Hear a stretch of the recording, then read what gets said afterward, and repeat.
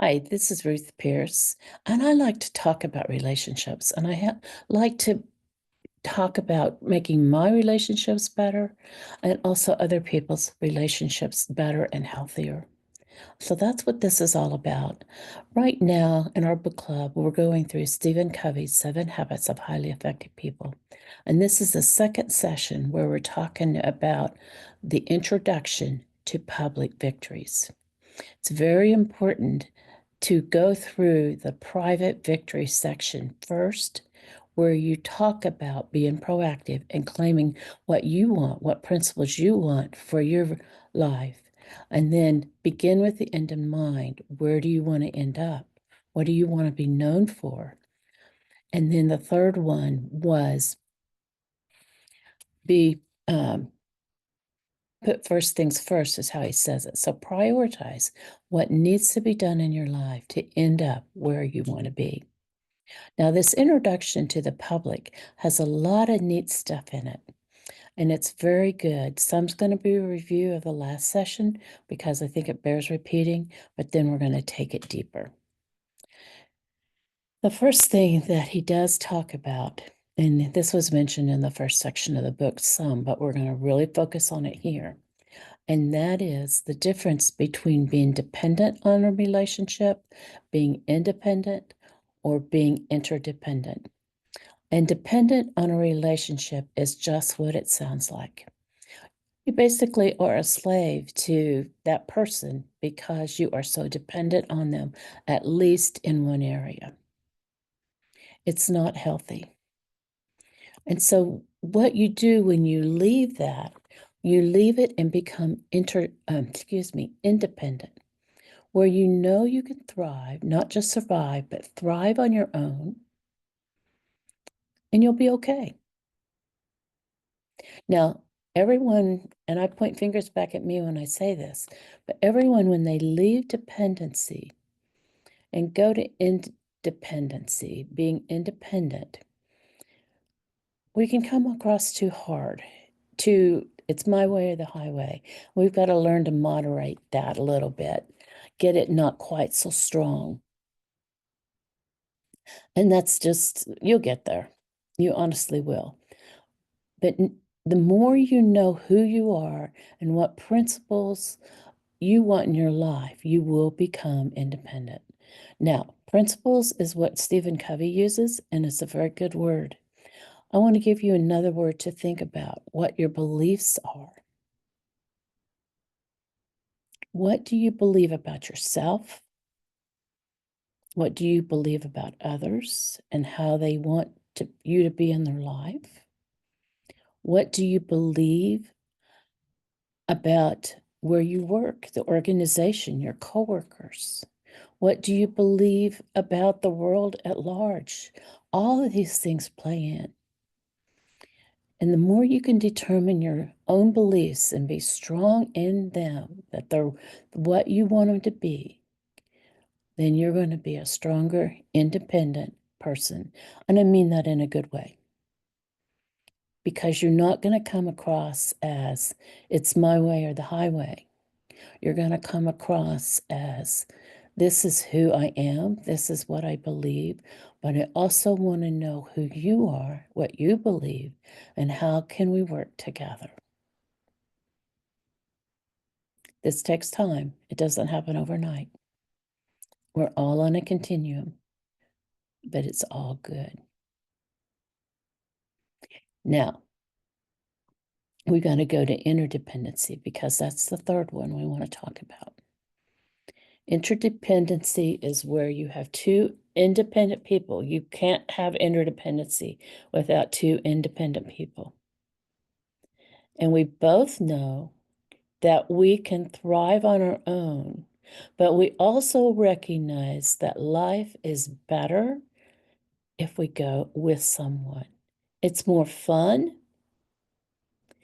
and it also, you will be able to go further. So that's what interdependency is.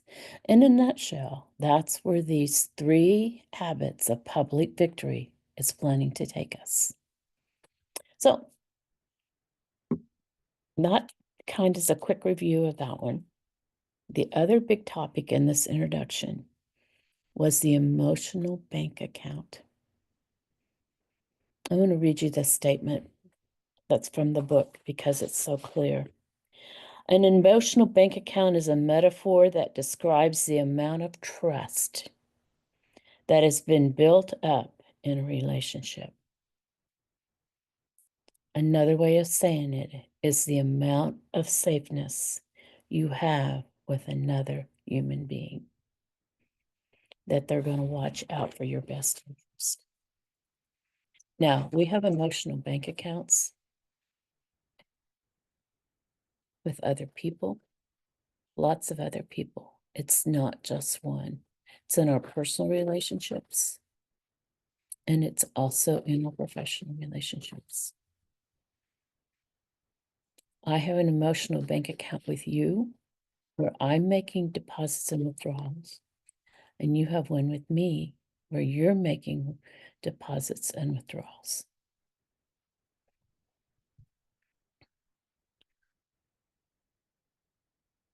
So, what do we mean by deposits and withdrawals?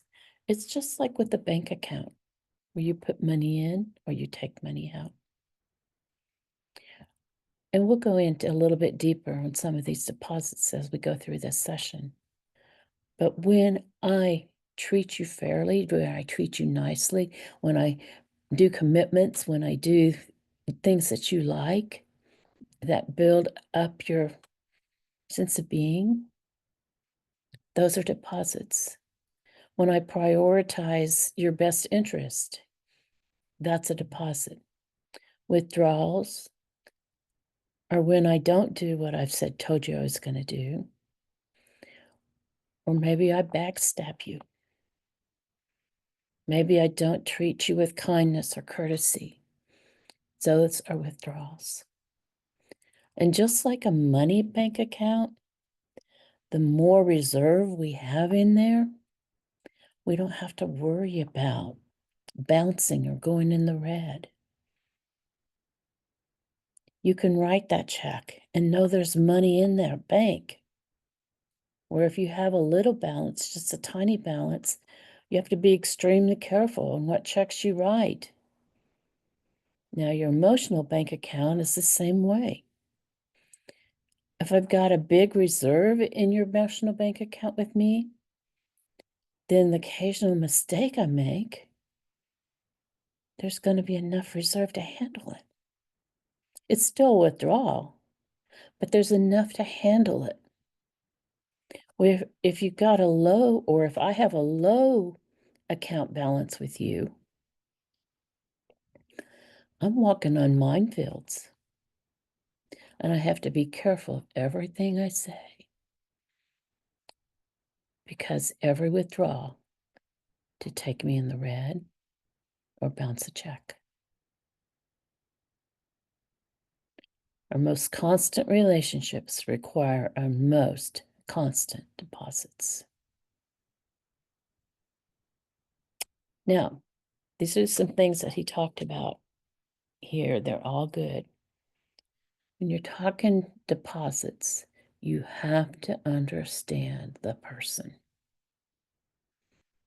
And the reason that's important is I may think that I'm making a deposit into your account because it would be a deposit for me, but it may not be for you. So I need to know what constitutes a deposit for you, not for me, and make deposits in there accordingly. In our discussion online, somebody brought up the book, The 5 Love Languages, and we've all kind of heard that at one level or another. And that's an example of what we're talking about. Because know that person's love language, not just what the book talks about, but know what builds them up and make deposits that will. We look at our own stories and we say, this should be a deposit for you, and so we do it. based on our needs or desires. Listen to this statement, it's very good. If the other person doesn't interpret our efforts as a deposit, we often take it as rejection of our well-intentioned effort, and we have a tendency to give up trying. If the other person doesn't interpret our efforts as a deposit, we often take it as a rejection of our well-intentioned efforts, and we have a tendency to give up trying. That was understanding the individual and tailor the deposits for that person. A very concrete thing along that before we move on is gifts. We all like gifts to some degree, but for some people, that's a deposit for them. Others, it's not. So know the person. Know what is a deposit and what's not. Some of us want time. Some of us want words of affirmation. You could name 10 jillion of these. The second one that we're talking about is attending the little things. Be careful about the little things. The little things will make a deposit more than you think. It could be that touch, especially if it's a close personal relationship. It could be taking somebody, help them clear their desk, or, there's lots of things. But the little things, don't neglect the little things. And then the third one is keep your commitments. This is huge because any commitment that you've made to somebody and then you don't keep it will be a withdrawal. The fourth one is clarifying expectations. We all assume that we know or that we even know our expectation relationship, or we think we do. But the other person brings their expectations to the relationship, and they may not be the same. So it bears weight to clarify what are the expectations, both in your personal relationships and your professional ones. In fact, the book talks about a professional one where Stephen Covey and I believe it was an assistant or somebody that works with him. They both had different expectations on what the job would be and that type thing. But once they sat down and talked about it, it made a huge difference. I think you can see the theme on this is communication, and I mean healthy communication. And the clearer you get in your private victory, where you know what you believe and what your principles are, and you're running your life that way, you're going to come to conversations stronger and healthier. And you're not going to come, when I use the word stronger, I don't mean demeaning or powerful in a bad way, but you're going to come in a caring, loving, powerful way. You're going to come knowing who you are, but then also being able to listen to the other person. Now, granted, the other person has their own personalities, their own, where they are in their own personal growth to bring to that conversation too. So you can't control every part of it. But I know in my life, the stronger I become in who I am, then conversations are stronger and more productive. Not all the time. I still have those confrontations that take several to get down to the root issue, which that's another side point here. You do want to get to the root issue, and that's usually the beliefs that somebody's operating on, even if they don't know they're operating them on. You want to get to the root issue and not just band-aid the acute pain that's being caused right now.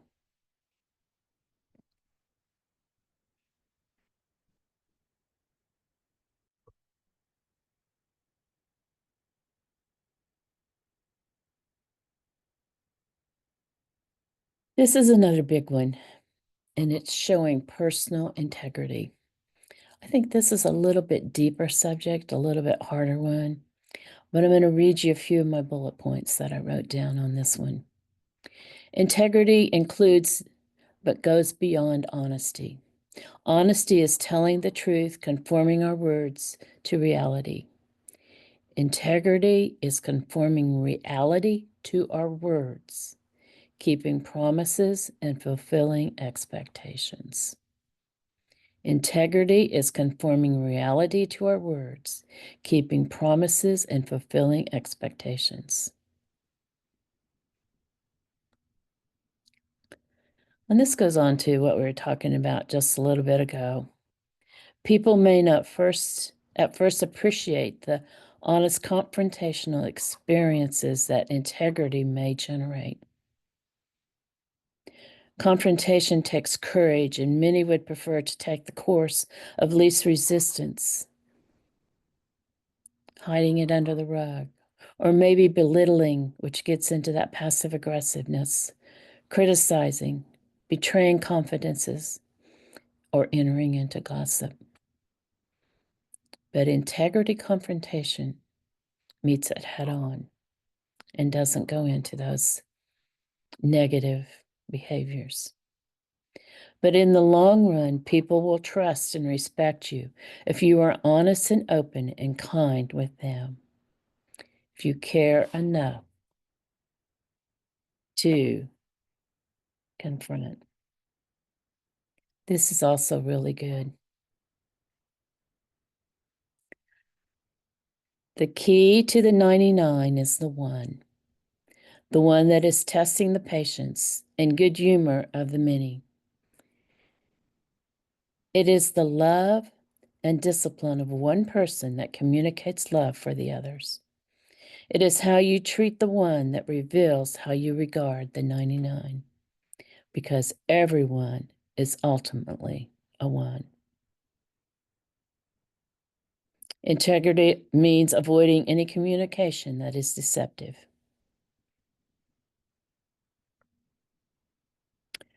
This is another interesting statement. Sincere apologies make deposits. Repeated apologies are interpreted as insincere and make withdrawals. The quality of the relationship reflects it. Stephen Covey, in his book, actually told on himself on this one. Several of his boys were playing ball in the hallway, making quite a bit of racket. But and Stephen Covey was trying to be creative and write some training programs or something, maybe write a book. And one of the boys was at the bathroom and he was just yelling, "Let me in, let me in, let me in."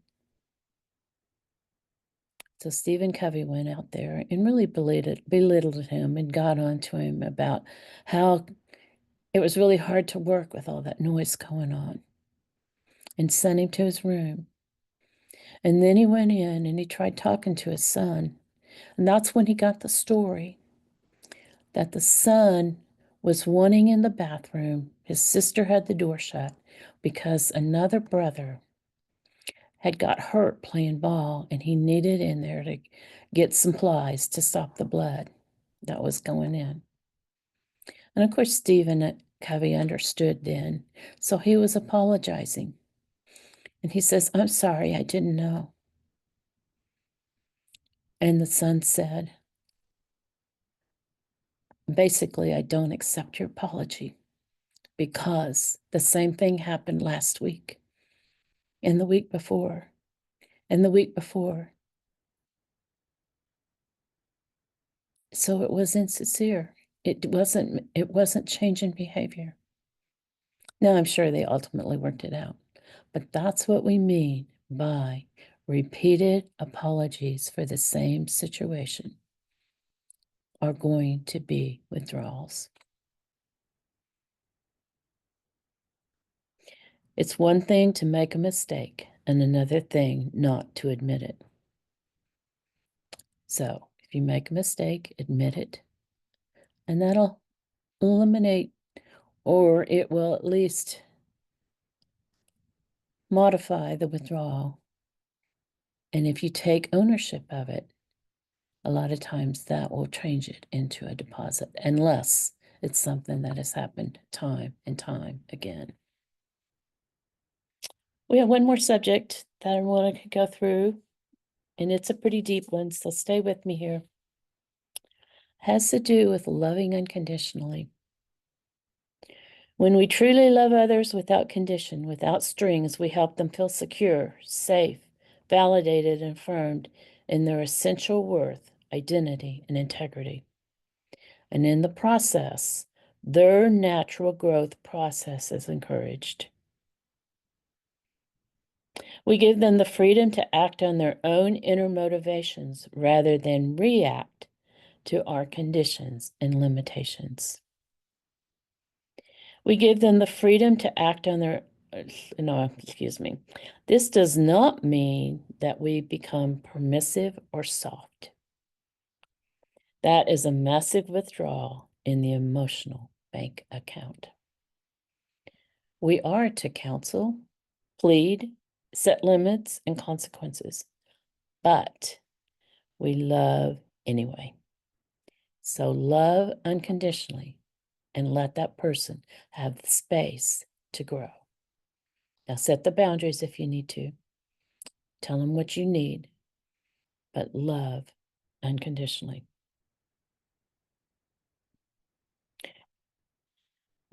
Because when we don't, when we have conditional love, we put them in a reactive defensive position where they feel they have to prove, I matter as a person independent of you.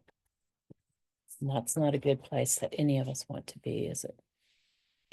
And when you get in that place, you're not independent. You are counterdependent, which is another form of dependency. Even though it looks independent, it's not.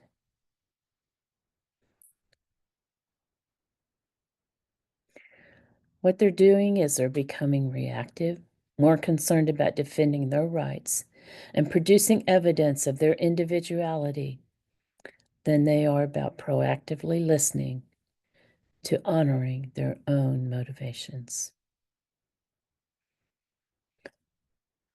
One of the questions I want you to leave you with today, as you think of all your relationships, all your personal ones and your professional ones, what is the most important relationship that needs some deposits right now?